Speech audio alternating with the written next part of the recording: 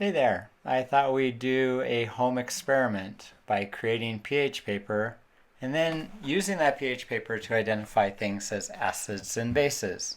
Now, I'm not actually going to make paper, although that would be super cool. Um, in this case, we're going to use papers that we have around the house and soak them in strongly colored liquids to see if we can come up with something that will change color when it's placed in an acid or placed in a base. All right, so the paper could be all sorts of products. This one right here is made out of a watercolor kind of paper. I used some lined paper that I took out of a notebook. I've also used an envelope. That's this one right here. Um, we can use lots of different kinds of paper. This paper has been soaking in water, and I found that this helps it absorb the colored liquid as if you've sort of primed the paper for absorbing different liquids. So now what we need to do is get paper and find some liquids like this, which was actually part of some blueberry sauce that I was making for breakfast, and then I put this inside the blueberry sauce that I put on the plate and dried off the paper a little bit so that it was ready to be used because I'd like to cut it into smaller pieces to test. Okay, so I would like you to see if you can find two different kinds of substances to change color. I used cranberry juice, which is one of the other papers that I have, and the raspberry was kind of okay, not great. Maybe this and maybe that. So I found some of these colored. I know they're all red. It just happens to be something that we like. I tried sweet potatoes because that looked really colored. That didn't work. I tried some tea at the bottom of my cup, and that didn't work. I tried some liquids from vegetables, as you'll see during the demo. That didn't work as well. I tried spinach. I thought spinach would be good. So those aren't those. Some of these things are not going to work. Oh, by the way, one of the things I used was a piece of paper between cheeses. It worked really well, surprisingly. So you're just going to soak it in paper. Soak the paper in one of these liquids and let it sit. You can even like use a little bit and then add water to it because you don't need very much. And then when it's dry, we're just going to cut a piece. And that's going to be our pH paper. And I'm going to try one that I actually know will work. So I don't know if this vegetable kind of pH paper will work or not, but I do know that my blueberry paper works. And so I'm going to put them on a white plate. You could also do it on a white piece of paper, and I made this experimental well out of egg carton. Yeah,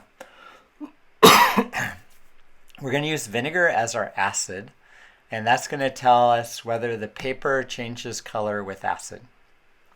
I'm using a wooden spoon, but you could dip in a toothpick or a skewer, and you just need a drop of water. If you use too much water, it'll go everywhere, and that's no good. So I'm just dipping this spoon and putting a little drop. I think you could use a regular spoon to try and transfer it too, but again, you don't want to do too much. Now, neither of those was really absorbing well, so I'm just going to have to let them sit. And if you watch for a second, you can actually see a little bit of pink showing up in the blueberry one. And so I'm going to wet the pH paper first, and this again allows it to absorb more quickly. And while it's hard to see, it turned pink at the very end where I touched the acid. So this is good paper. It has a clear indicator of acid by turning this reddish color. Meanwhile, my other paper from vegetables just wasn't making it. So my base is going to be baking soda. So acid is vinegar, base is baking soda. Now baking soda is a solid, so I could make a solution out of it. So about a tablespoon or a tablespoon and a half of water, quarter teaspoon of baking soda, well stirred. I'm going to get another piece of pH paper. So you can use both sides of the pH paper. But as I will show you in a little bit, you have to be careful about contamination because sometimes things contaminate. So another tool that you can move a drop of water with is a straw. And you don't really need to put your finger on the top of it like I'm showing, but if it doesn't hold water, then go ahead and do that. But remember, you need less than a drop. So I'm going to put a drop on there. And then once again, the problem was that paper wasn't wet, so I'm going to have to wait. So an alternative is to wet the pH paper, and with the solid, I'm just going to put it on that wet paper and see if it changes to a new color. So I'm going to grab a pinch of baking soda, and at this point I've messed up the lab. So I didn't mess up the lab because of the baking soda, and I didn't mess up the lab because of the color is going to change. What I messed up was my fingers are now contaminated, and so you're going to see that that's going to be a problem later on. So we're going to have to peer really close because I'm definitely very far away from the colors and should raise the plate. But there's at where my little finger was, there's a darker blue. So these are the colors I'm going to get. So of those three, the two on the right at the top have the blue color of base, and the two on the left have the red color at the bottom of an acid. So what we want to do is we want to test other things for acid and base. So now we know the colors at which our acids change and the colors our base change. What will hydrogen peroxide be? So I grabbed too much water, so I'm going to use my experimental wells and dump some out. And then I'm going to put a little bit of hydrogen peroxide on that and let it sit and wait. And then what did I do? I just grabbed it. Now, remember I was talking about I messed up? I touched the baking soda, and then I touched the pH paper with the hand that touched baking soda. And so consequently I'm getting a blue color, and the reason I'm getting a blue color is because I contaminated the experiment. All right, so now we're forced to do this again. And this time I'm just going to be sure that I did it right. Remember, that's where I put the hydrogen peroxide. So I'm just going to set it in there and let it soak. And you can see it's not going blue. And in fact, it's not really even going red. It's just staying that sort of neutral purple color, which means it's neither an acid nor a base. It's a neutral compound. So it doesn't have a proton to donate, and it doesn't absorb or take a proton when something is added to it. So, all right, you can use home products or food like a lemon. I'm not going to do that for you, but you'd use that, squeeze it, and then here's a cleaning product.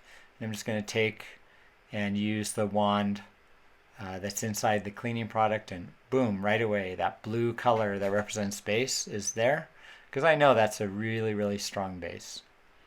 And so what I'd like you to do is to go around your household looking for different products and then testing them with your pH paper to see what they are.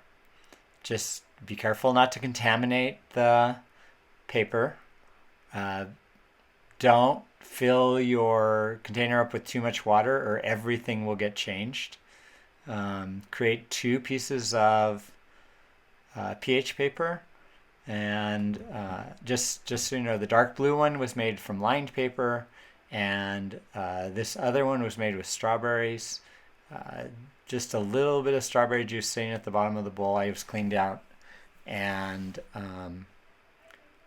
I used an envelope. So just something that shows up in the mail every day is an envelope. And again, this works because it goes a little pinker in acid and definitely goes bluer in base. And so by having 2 pieces of paper, we get confirmation of what's an acid and what's a base. So that's it. I'm hoping that you'll go out, find some colored solutions that you can use, make some colored papers, and see if you can find acids and bases in your kitchen. So go out there and good luck.